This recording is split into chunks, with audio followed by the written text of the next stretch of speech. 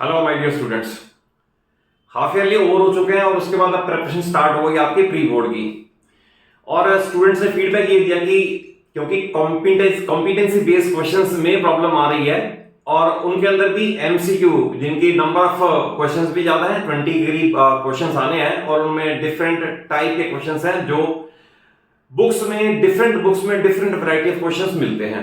तो आज से मैं आपका ये स्टार्ट कर रहा हूं कि डेली और ऑल्टरनेट डेज पे मैं आपको वीडियो चैप्टर वाइज दूंगा जिसके अंदर कॉम्पिटेंसी बेस्ड क्वेश्चंस, चाहे वो 1 मार्कर हो, 2 मार्कर क्वेश्चंस हो, 3 मार्कर क्वेश्चंस हो, आप उनको इजीली आंसर कर सके। रीजन बीइंग अब क्रैमिंग तो नहीं चलती, रट्टा तो नहीं चलता, आपको कॉन्सेप्ट से ही समझना पड़ेगा। और बोर्ड, सीबीएसई बोर्ड की भी यही इच्छा है कि बच्चे कॉन्सेप्ट वाइज चीजों को समझें और तब आंसर करें। तो देखिए इस वीडियो में मैं फर्स्ट चैप्टर आपका नंबर सिस्टम या रियल नंबर जिसे कहें, उसमें एक चीज आपको ऐड कर दूं कि आपको 9th के क्वेश्चंस की भी नॉलेज होनी चाहिए। मैं आपको एग्जांपल दे देता हूं। मान लो एक क्वेश्चन आया, क्योंकि अभी मैंने हाफ ईयरली में डिफरेंट स्कूल्स के हाफ ईयरली देखे, उनमें 1 और 2 क्वेश्चंस 9th के भी हैं। जैसे सपोज मैं ये कहूं, insert 5 rationals and 5 irrationals between √2 and √3। तो इसका अगर आपको बेसिक नहीं पता तो आप एक बार 9th की मेरे चैनल की या कहीं भी आप वीडियो से 9th का बेसिक समझ लो। या ये आ जाए सपोज क्वेश्चन, एक्सप्रेस 1.1 बार एस पी अपॉन क्यू। तो ये 9th क्वेश्चन है। मैं अभी फॉर द टाइम 9th का क्वेश्चन नहीं ले रहा और आपको इन क्वेश्चंस में कॉन्सेप्ट भी समझा के चलूंगा सो दैट आपको क्वेश्चंस की सिचुएशन को फेस करना आसान लगे। स्टार्ट करते हैं इसके अंदर। ठीक है, पहला क्वेश्चन है total number of factors of a prime number is. तो इसमें आपको सिर्फ प्राइम नंबर की डेफिनेशन पता होनी चाहिए। ऑप्शन में दे दिया, लेट अस से 1 2 3 या नन ऑफ देम। तो प्राइम नंबर वो है which can be expressed as a product of 1 and itself only। 1 and itself, मान लो मैं कहूं 13, तो 13 can be expressed as 1 into 13, no any other option। But if I say 14, तो 1 into 14 एक option है, 2 into 7 एक और भी ऑप्शन है। तो जिसमें और कोई ऑप्शन नहीं होती, 1 and itself, सिर्फ 2 ही फैक्टर्स होते हैं, तो वो प्राइम नंबर है। तो इसके अंदर ये हम टिक कर देंगे। Total number of factors of prime number are 2। कौन कौन से? 1 एंड इटसेल्फ। क्लियर। नेक्स्ट है, if n is a natural number then 12 is for n can not end with last digit. कौन कौन सा? 2 4 8 0। तो इसमें भी आपका एनसीईआरटी के क्वेश्चन की अगर नॉलेज है, वो क्या है? वो है फंडामेंटल थ्योरम ऑफ अरिथमेटिक। और उसके according for any number to end with 0 as the last digit, it must have at least 2 and 5 एक बार कम से कम as a prime factors। यानी हम प्राइम फैक्टर्स कर लें, 7 कितनी भी बार आए, 5 कितनी भी बार आए, जब तक 5 और 2 एक बार कम से कम नहीं आएगा तब तक वो उसका लास्ट डिजिट 0 नहीं हो सकता। अब इस पे आप you can create number of questions कि prove that 7 is for n cannot end with 0 as the last digit। Prove that 6 is for n, जो कि एनसीईआरटी में क्वेश्चन भी है, can end with 0 as the last digit.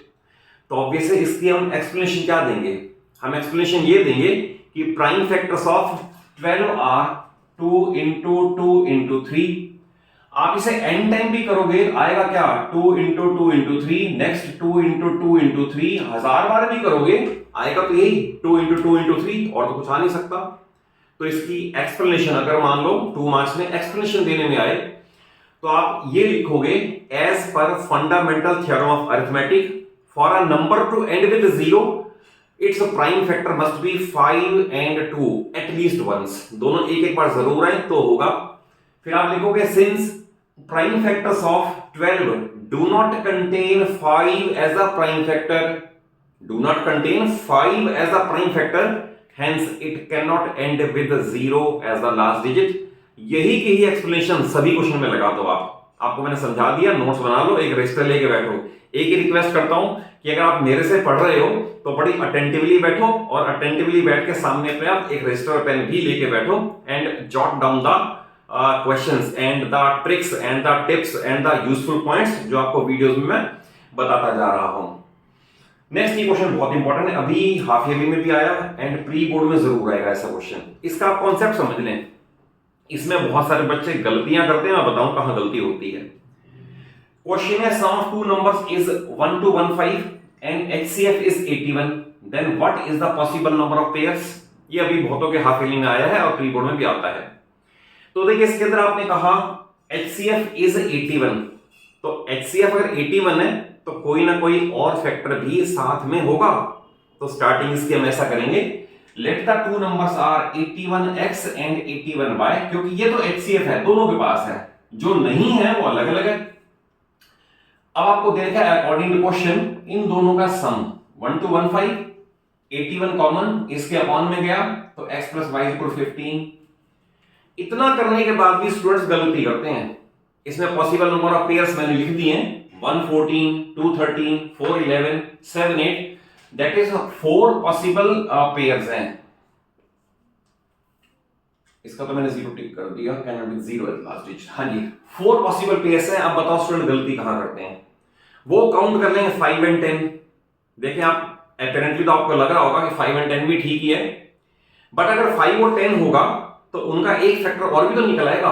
अगर suppose मैं कहूं यहां 5 और 10, तो आप देखो 5 और 10 प्लेस करने से 5 दोनों के पास और निकल आएगा, HCF बिगड़ जाएगा। आप प्रॉब्लम ये समझो कि 5 और 10 का पेयर तो है, बट ऑप्शन में नहीं लेना, आपने वो लेना है जो को प्राइम हो, को प्राइम, दैट इज और कोई फैक्टर ना निकल आए। जैसे 5 और 10 बहुत स्टूडेंट इंक्लूड करते हैं and they tick at 5 and they are avoided 0 marks. तो ध्यान रखना यहां पर आपने वो पेयर लेना है जिनमें और कोई कॉमन फैक्टर ना निकल पाए, अदरवाइज HCF बिगड़ता है। ओके, तो इसे समझ ले कॉन्सेप्ट वाइज। बहुत सारे क्वेश्चंस हैं, सब में जो फंडामेंटल नीड है, जो समझने की जरूरत है, वो मैंने आपको बता दी।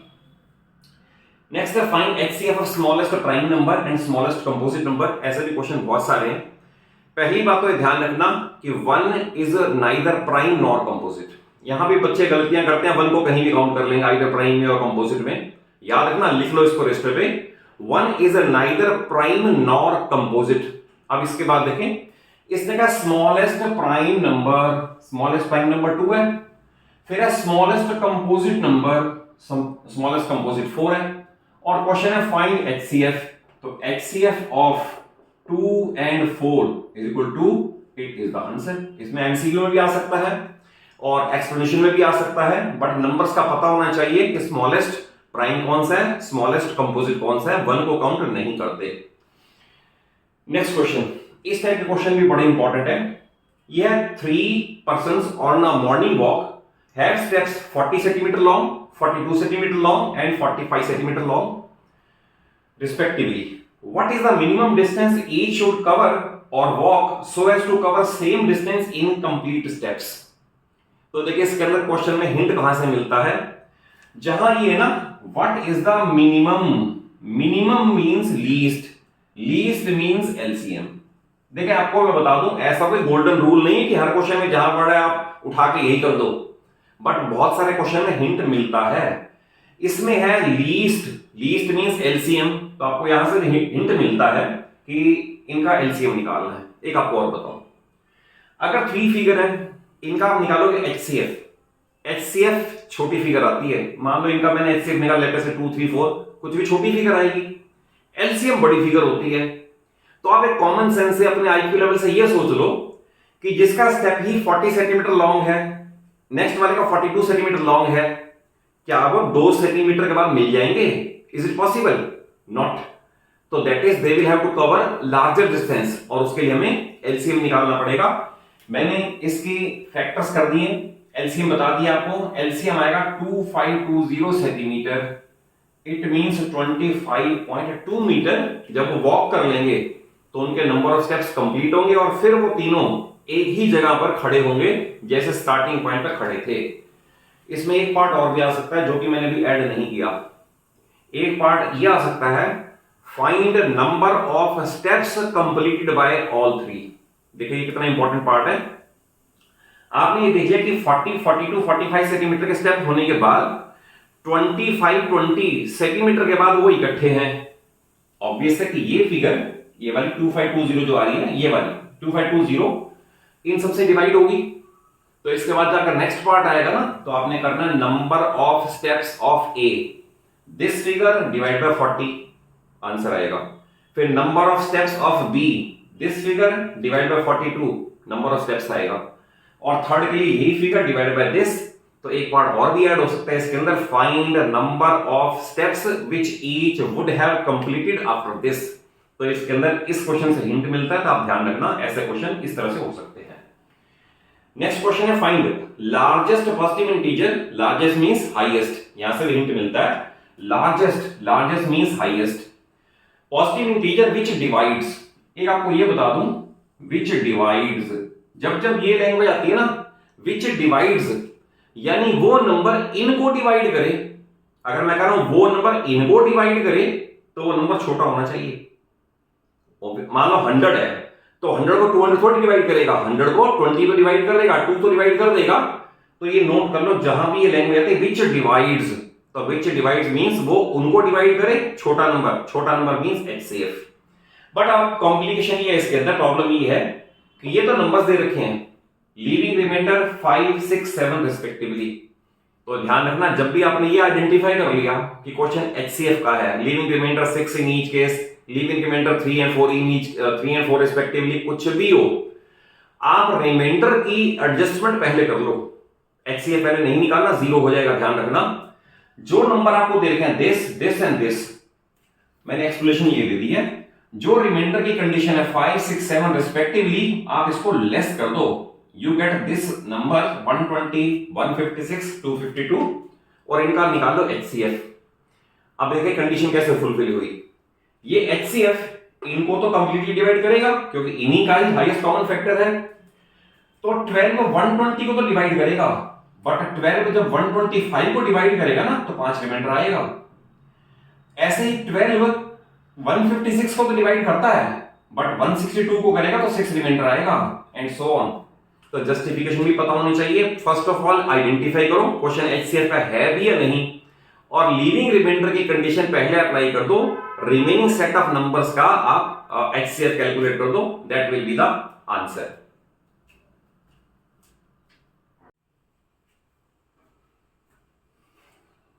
देखिए नेक्स्ट सेट ऑफ क्वेश्चंस, ये भी डिफरेंट बुक्स से लिए हुए हैं और इंपॉर्टेंट क्वेश्चंस हैं। एमटीजी या ऑल इन वन या और आरडी शर्मा, उन डिफरेंट बुक्स से लिए हुए क्वेश्चंस हैं, और इन्हें भी आप कॉन्सेप्ट वाइज समझ ले। देखो क्वेश्चन नंबर 7 है, if least prime factor of x is 5 and least factor of y is 13, then what is the least prime factor of a plus b? इसमें भी एमसीक्यू भी दे सकते हैं, अदरवाइज 2 मार्क का क्वेश्चन भी आ सकता है।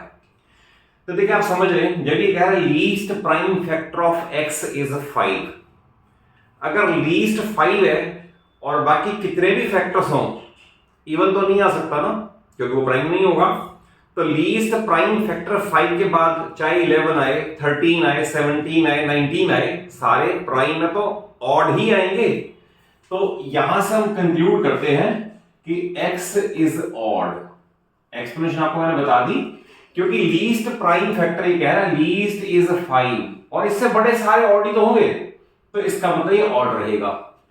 Similarly least factor of y is 13, तो बिल्कुल सेम जस्टिफिकेशन से हम कहेंगे y इज ऑल्सो ऑड, क्योंकि 13 के बाद 17, 19, 23 जो मर्जी आए, रिजल्ट विल बी ऑड। और we know that odd plus odd is equal to even, therefore least prime factor of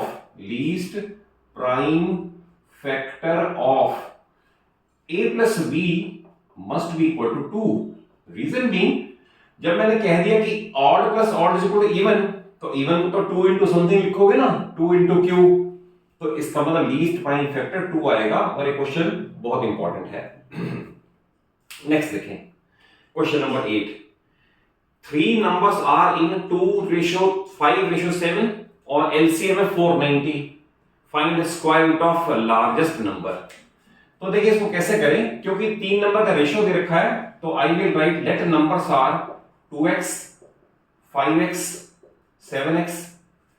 अब इसने कहा एलसीएम, तो ध्यान रखना एलसीएम में जो रिपीटेड फैक्टर है वो भी आएगा, और जो अनकॉमन फैक्टर हैं वो सारे आएंगे।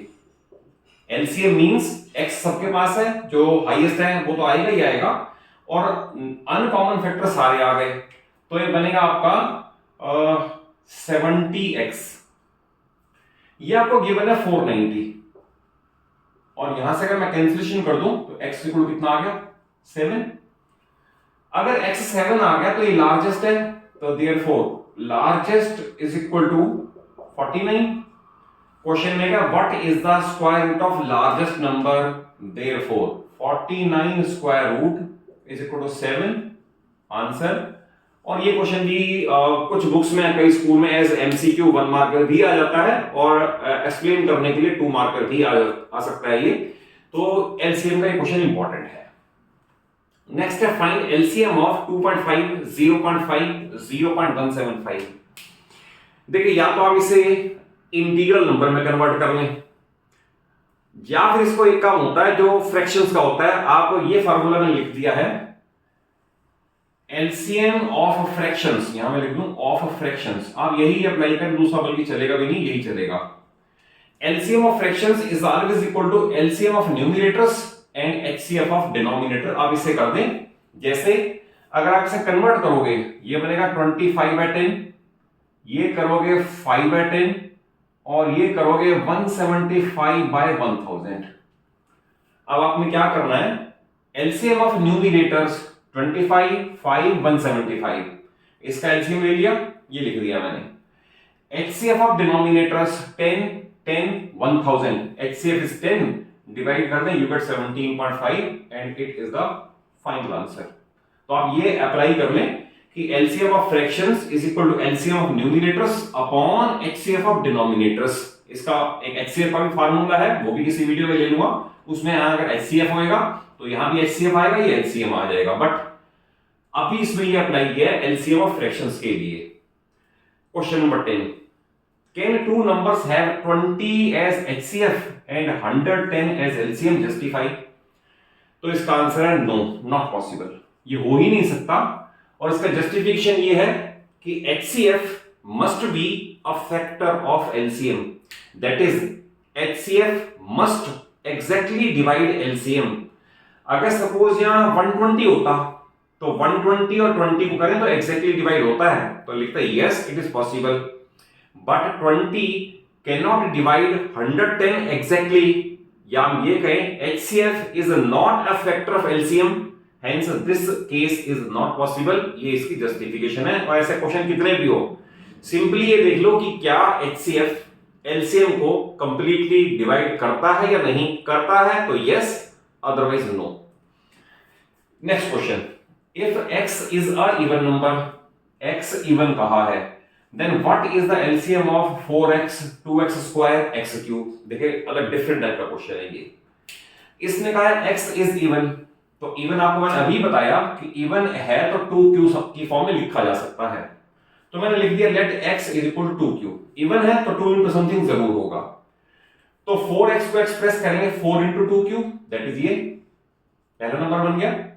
देन है 2x square, 2x square that is 4q square, इसे फिर मल्टीप्लाई करोगे, फिर ये आ गया दूसरा नंबर। देन है x cube, x cube means 2q cube, 2q cube means 8q cube, 2q whole cube it means 8q cube, तो ये आ गया। अब इसका निकालना है एलसीएम, तो एलसीएम में जो ये कॉमन फैक्टर है सबके पास है 2 की पावर 3, ये तो आएगा ही आएगा, और एलसीएम में जो ये है इसमें हाईएस्ट पावर आएगी q स्क्वायर q क्यूब, ध्यान रखना एलसीएम में हाईएस्ट पावर आती है, तो ये q क्यूब आ गया, तो 2 क्यूब और q cube can be written as 2q whole cube and 2q was x, therefore ये एमसीक्यू में अगर आएगा तो आपको x square 2x x cube ऐसा दे रखा होगा, तो इसमें एलसीएम आएगा इसका x cube, and this question also very very important.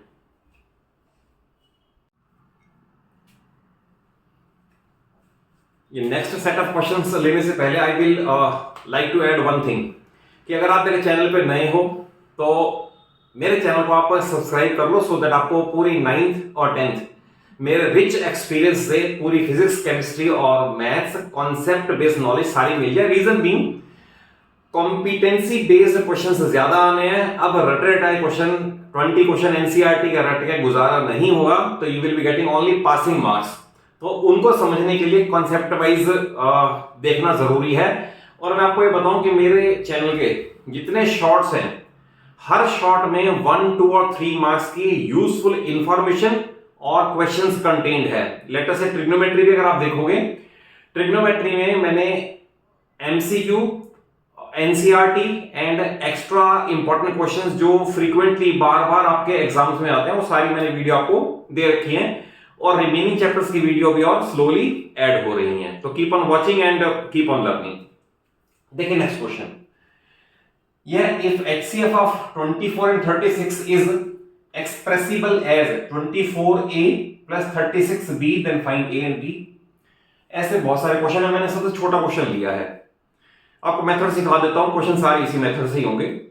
आपने क्या करना है, इसका ये लेटर से अगर बड़ी फिगर होती तो आप पहले HCF प्राइम फैक्टराइजेशन से ना निकाल के आप इसका डिवीजन एल्गोरिथम से निकाल लें, जो कि सिलेबस में डिलीटेड है, but we can calculate HCF। तो मैंने सब छोटा क्वेश्चन लिया है, इसका मैंने HCF कैलकुलेट कर दिया डिवीजन मेथड से, आपको पता ही है। HCF आ गया इसका 12।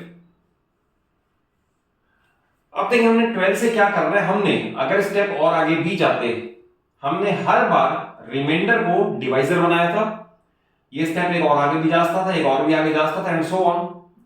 आपने लास्ट स्टेप पे जो आया होगा वो HCF है। आपने उस स्टेप से ये देखना, जैसे मैं इस स्टेप से क्या देख रहा हूं कि ये कैसे आया, ये आया डिविडेंड में से डिवाइजर इनटू क्वोशिएंट लेस करके। याद रखना मैं एक ही बात बता रहा हूं, जो यहां होगा ये आया कैसे होगा, dividend minus divisor into quotient, dividend minus divisor into quotient, ये लिख लिया। अगर सपोज एक दो और स्टेप होते ऊपर, तो तब भी हम करते करते लास्ट पे इन फिगर पे आ जाते हैं। मैं एक स्टेप नहीं आ गया क्योंकि 24, 36 डिजायर्ड फिगर आ गई। इसे मैंने इस फॉर्म में लिख लिया -24 प्लस 36, और उसे कंपेयर करें 24A 36B। तो ऑब्वियस है A की वैल्यू -1 आ रही है ये वाली, और B की वैल्यू 1 आ रही है, तो A -1 and B 1 is the answer. But इसमें कई बार ये पूछते हैं कि जो आपने सोल्यूशन किया, is it the unique possibility या और भी आंसर हो सकते हैं? तो ये यूनिक पॉसिबिलिटी नहीं है, there can be so many answers. Reason बताओ आप क्यों? रीजन इसलिए, अल्टीमेटली ये linear equation in two variable है। आप कोई भी वैल्यू ए की लोगे तो बी की कुछ ना कुछ तो वैल्यू आएगी। तो you know that a linear equation in two variable has infinite solutions. तो एक मैंने हिट एंड ट्रायल से चेक किया, मान लो ए मैं 5 ले लूं और बी -3 ले लूं, even that the condition fulfilled. तो अगर आप ये कर दे और मैं ये कर दूं तो मार्क्स डिडक्ट नहीं होंगे। Reason being both are satisfying the condition that HCF is equal to 24A plus 36B। तो इसका फिर आंसर ये देना है, no it is not the unique possibility, more possibilities of numbers A and B are there. और वो मैंने इस तरह से आपको बता दिया। आप इसे कॉन्सेप्ट वाइज समझ के लेंथी वाले क्वेश्चन करें और इसी स्टेप से चलना कि dividend is equal to divisor, ये वाला डिविडेंड इज यहां वाला ये figure is equal to dividend minus divisor into quotient, तो सारे क्वेश्चन हो जाएंगे। नेक्स्ट देखें, ये 3 bells ring at interval of 4, 7 and 14 minutes, यानी पहली घंटी 4 मिनट्स के बाद, सेकंड बेल 7 मिनट्स के बाद, नेक्स्ट 14 मिनट्स के बाद बेल रिंग करती हैं। क्वेश्चन है कि अगर सारी बेल इकट्ठे रिंग करें एट 6 AM, तो बताओ पहली बार वो फिर दोबारा कब इकट्ठे रिंग करेंगी? तो ऑब्वियस है इसमें जो ये इंटरवल है 4, 7 और 14, अगर सपोज फिर वही बात है, कॉमन सेंस से आप ये सोचो मैं इनका HCF ले लूं और HCF लेटर से 1 आ गया, तो कैसा हो सकता है कि 1 मिनट के बाद दोबारा घंटियां सारी बज जाएं? नहीं हो सकता। रीजन भी अभी आपको मैंने बताया, HCF का आंसर छोटा होता है। कुछ IQ लेवल अप्लाई करके, कॉमन सेंस अप्लाई करके ये भी सोच सकते हो कि HCF का आंसर छोटा होता है। लेटर से 1 आ गया, तो जो घंटियां लेटर से बेल्स 4 मिनट के बाद बजती हैं, तो 1 मिनट के बाद कैसे इकट्ठे बज जाएंगी? ऑब्वियस क्वेश्चन LCM का है। आप इसमें LCM कर लें तो LCM ऑफ, मैं यहां लिख देता हूं, LCM ऑफ 4, 7 और 14, ये आएगा 14, 7 to 28 आएगा आई थिंक। अगर 28 आएगा तो it means they will ring together at 6:28 for first time. That is करना क्या है, जो भी फिगर दे रखी है सेकंड्स की, मिनट्स की या आवर्स की, इंटरवल दे रखे होंगे 2 या 3 के, आपने निकालना है एलसीएम। वो एलसीएम पहले वाले टाइम में ऐड कर दो। लेटर से 6 बजे था और 28 मिनट बाद वो दोबारा घंटियां बजेंगी, दैट इज 28। ये ध्यान रखना, इसे भी डिवाइड करना चाहिए, इसे भी और इसे भी, सबसे होता है डिवाइड। तो 6:28 पे they will ring together again. देखिए एक डिफरेंट वैरायटी का क्वेश्चन है। ये एलसीएम ऑफ 2 प्राइम नंबर्स, ध्यान से देखें 2 प्राइम नंबर दे दिया क्वेश्चन वाले ने। 2 prime number P and Q where P greater than Q is 221, what is 3P minus Q। तो देखिए इसे कैसे करना है, इसमें इस वर्ड की बड़ी इंपॉर्टेंस है। जब एलसीएम ऑफ 2 प्राइम नंबर आपको दे रखा है 221, तो याद होना चाहिए अगर 2 प्राइम नंबर हैं तो उनका एचसीएफ तो 1 ही होगा। ऑब्वियस है, मान लो मैं कहूं 13 और 11 तो एचसीएफ क्या आएगा 1। अगर मैं कहूं 13 और 17 क्या आएगा, उनका वो फैक्टर और है ही नहीं तो उनका एचसीएफ 1 आएगा। Then I will apply this formula, LCM into HCF is product of 2 numbers. इसमें एलसीएम हमें गिवन है, एचसीएफ 1 है और P और Q का प्रोडक्ट दैट इज वो भी 221 आ गया। अब 221 सिर्फ इस फॉर्म में ही एक्सप्रेस हो सकता है और हो नहीं सकता। देन ये गिवन है P बड़ा है, अगर P बड़ा है तो इसका मतलब 17 P होगा एंड लोअर वैल्यू 13 होगी। इसने कहा फाइंड 3P minus Q, तो P और Q की वैल्यू पुट कर दें, we get 38 which is the answer. तो ध्यान रखना मैंने क्या यूज किया कि 2 प्राइम नंबर है, उनका एलसीएम गिवन है, एचसीएफ गिवन नहीं है, तो यू मस्ट नो अगर प्राइम है तो एचसीएफ 1 ही होगा। This concept is useful here. और लास्ट क्वेश्चन इसके अंदर, इसमें मैंने एक ही क्वेश्चन में 3 ले लिए, एमसीक्यू में तीनों अलग अलग भी आ सकते हैं, 2 भी आ सकते हैं और इवन 2 और 3 मार्क क्वेश्चन भी आ सकता है। आपको कैसा नंबर दे दें, इस पे पहला पार्ट पूछा हुआ है क्या ये टर्मिनेट होगा या नहीं होगा। टर्मिनेटिंग मींस अगर डिवाइड करें तो क्या कहीं रिमाइंडर 0 आएगा या नहीं आएगा, नंबर 1। अगर आएगा तो after how many places it will terminate. और थर्ड है इसको डेसिमल फॉर्म में लिख के दिखाओ। तो देखिए इसके अंदर आपको मैं बताता हूं कि कोई भी number P upon Q terminating होगा या नहीं होगा। इसके लिए हमें न्यूमरेटर को देखना ही नहीं है, हमें देखना है डिनोमिनेटर। एक ध्यान रखना, न्यूमरेटर को और डिनोमिनेटर को पहले वो लोएस्ट फॉर्म में होनी चाहिए, अगर नहीं है तो पहले लोएस्ट में रिड्यूस करते हैं। तो इसमें लोएस्ट में दे रखा है, तो डिनोमिनेटर के सारे फैक्टर्स अगर 2s और 5s हैं, चाहे ओनली 2s हो तो भी चलेगा, ओनली 5s हो तो भी चलेगा, कितने भी नंबर ऑफ टाइम्स 2 हो, कितने भी नंबर ऑफ टाइम 5 हो, ओनली 2 और 5 हो और कोई फैक्टर नहीं, तो इसका आंसर होगा इट विल बी टर्मिनेटिंग। तो पहला आंसर हो गया इट विल टर्मिनेट, पहला। सेकंड है अगर आप कह रहे हो टर्मिनेट होगा तो इसका ये है after how many places of decimal it will terminate, तो उसका रूल भी सीख लो आप P अपॉन Q में Q के सारे फैक्टर देख रहे हो, लेट अस से इसके फैक्टर आपके पास आ गए 2 rays power m into 5 rays power n और ऊपर कुछ भी है, लेट अस से x है। तो थ्योरम ये है कि it will terminate after m और n places of decimal whichever is higher. After m और n places of decimal whichever is higher, तो इसका आंसर है it will terminate after 4 places, after 4 places यानी डेसिमल के बाद 4 प्लेस पे terminate हो जाएगा। हमने थ्योरम यूज कर ली ये वाली। और फिर यह कि बिना डिवाइड किए इसे डेसिमल में लिख के दिखाना है, तो उसका भी मेथड सीख लो आप। हमारे पास ये नंबर था, तो क्योंकि इसके पास पावर 4 है, मुझे इसकी पावर 4 करनी है। अगर 4 करनी है तो मैं 5 से मल्टीप्लाई 5 से डिवाइड, तो मैंने 5 से मल्टीप्लाई कर दिया, 5 से डिवाइड कर दिया, 5 यहां भी आ गया, 5 यहां भी आ गया। आप 43 को 5 से मल्टीप्लाई कर दो, व्हाट आई गेट 215, और 10 की पावर 4 ये बन गया, क्योंकि 5 इंटू 10 10 की पावर 4 ये बन गया। 1 2 3 4 4 प्लेस डेसिमल के 1 2 3 4 हटा के डेसिमल लगा दो, इट इज द आंसर। मैंने पहले ही कहा था it will terminate after 4 places of decimal. और इस क्वेश्चन को कॉन्सेप्चुअली समझ लें, ये क्वेश्चन भी बहुत छोटा है, आप अननेसेसरी टाइम वेस्ट करते हो, और टाइम तो रियली 10th के स्टूडेंट के लिए बहुत ही प्रेशियस है, बहुत ही कीमती टाइम है। कम से कम टाइम में ज्यादा से ज्यादा नॉलेज होनी चाहिए, और मेरी हर वीडियो में यही अटेम्प्ट है कि आपको पूरी ऑनेस्टी और पूरी सिंसियरिटी के साथ आपको ओनली कंटेंट सर्व करूं। ऐसी वीडियोस नहीं कि good news about 10th, bad news about 10th, आपको सिर्फ नॉलेज चाहिए। इन वीडियो से शेयर टाइम वेस्टेज होता है, कोई गुड न्यूज बैड न्यूज नहीं मिलती। रादर तैयारी नहीं करोगे तो बैड न्यूज अपने आप बन जाएगी। तो गुड न्यूज बनाने के लिए पढ़ना पड़ेगा, कॉन्सेंट्रेशन से पढ़ना पड़ेगा, फोकस होकर पढ़ना पड़ेगा, नॉलेज चाहिए। तो if you want to top in your school, in your city, in your state, in all India level, तो देन आपको हार्ड वर्क तो करना ही पड़ेगा। And I am as a question for you, तो I am acting as your guardian. तो आप मेरी हर वीडियो को वॉच करें और उनमें अंदर अगर कंटेंट अदर देन कंटेंट आपको कुछ भी और चाहिए तो you can communicate to me, you can go to the comment box and write कि इस तरह का कंटेंट अभी और चाहिए। मोर देन 70-80% सिलेबस कवर हो चुका है, पूरी 9th और 10th का स्लोली एंड स्टेडली सारा सिलेबस कवर हो जाएगा along with lot of extra questions. और अगर वीडियो कॉन्सेप्चुअली समझ आई हो, अच्छा लगा हो, तो जरूर एक अच्छा सा लाइक दे दो। अपने सभी फ्रेंड्स को, सभी क्लासमेट्स को वीडियो जरूर शेयर कर लो और चैनल सलूजा क्लासेस को सब्सक्राइब कर लो, सो दैट आपको सारा कंटेंट इजीली और स्मूथली मेरे चैनल पे अवेलेबल हो जाए। Thank you for watching the video.